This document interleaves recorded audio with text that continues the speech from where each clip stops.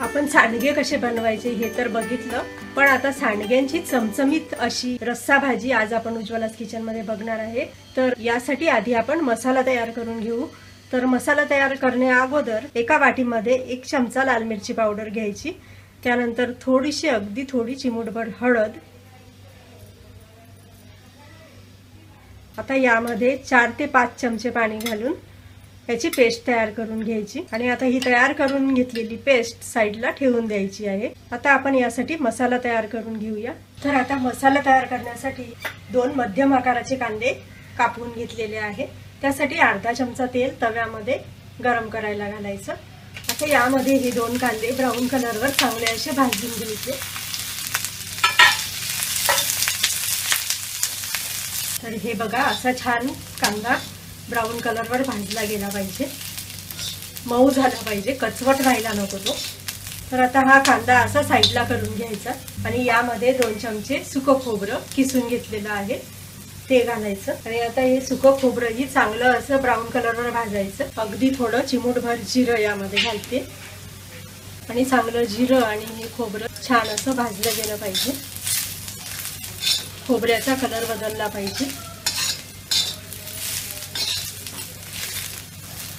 आणि आता हा कांदा खोबरं भाजून झालं की यामध्ये 1 इंच आलं बारीक कापून याप्रमाणे घालायचं, त्यानंतर 5-6 लसूणच्या पाकळ्या, 1 चमचा धनेपूड आणि ऑलरेडी तवा गरम आहे त्यामुळे थोडं मिक्स करून घ्यायचं।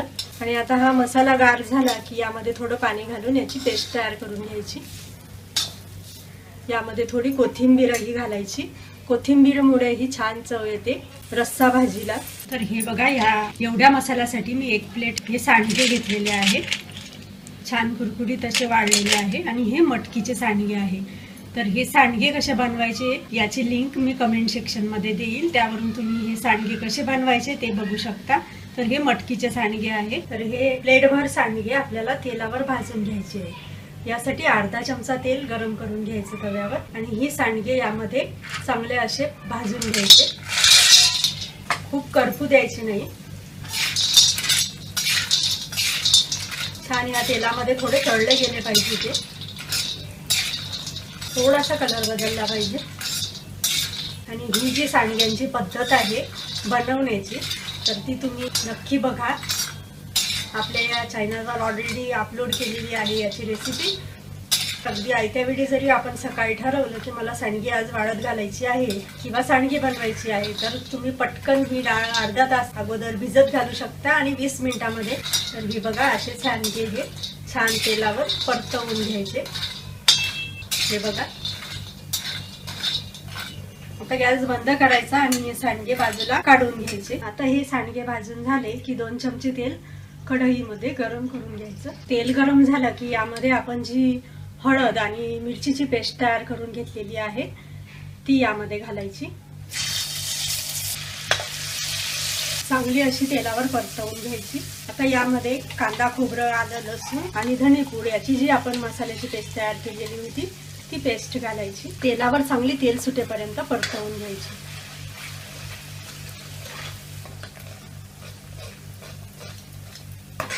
तर हा मसाला परतवून तो तिथपर्यंत साधारण 2.5 ते 3 ग्लास पाणी गरम करायला ठेवायचं।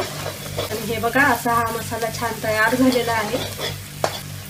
आता यामध्ये 1/2 चमचा कुठलाही साठवणीतला मसाला तुमच्या घरात जर तुम्ही रोज वापरत असाल तो मसाला घालू शकता किंवा कुठलाही मार्केटमधला मटन मसाला चिकन मसाला असेल तर तोही यासाठी तुम्ही वापरू शकता। तर हा साठवणीतला मी 1/2 चमचा मसाला घालते, मी आवडीनुसार जो मसाला असेल तो घाला, घरात असेल तो, आणि चांगलं मिक्स करून घ्यायचं। आणि आता यामध्ये गरम करून घेतलेलं पाणी घालायचं, उकळून घेतलेलं, मिक्स करायचं चांगलं। आणि सांडगे शिजायला थोडं पाणी लागतं त्यामुळे यामध्ये थोडं पाणी जरा जास्त घाला। तर आता एवढ्या साहित्यासाठी आणि एवढ्या सांडग्यांसाठी मी 3 ग्लास पाणी घेतलेलं आहे। रस्सा जेव्हा बनतो तेव्हाच आपल्याला कळतं की हा रस्सा किती झालेला आहे, त्यानुसार यामध्ये पाणी घाला। आता यामध्ये चवीनुसार मीठ घालून घ्यायचं, सांडग्यांमध्ये थोडं मीठ आहे ऑलरेडी, तर यामध्ये चवीनुसार मीठ घाला आणि याला चांगली अशी उकळी येऊ द्या।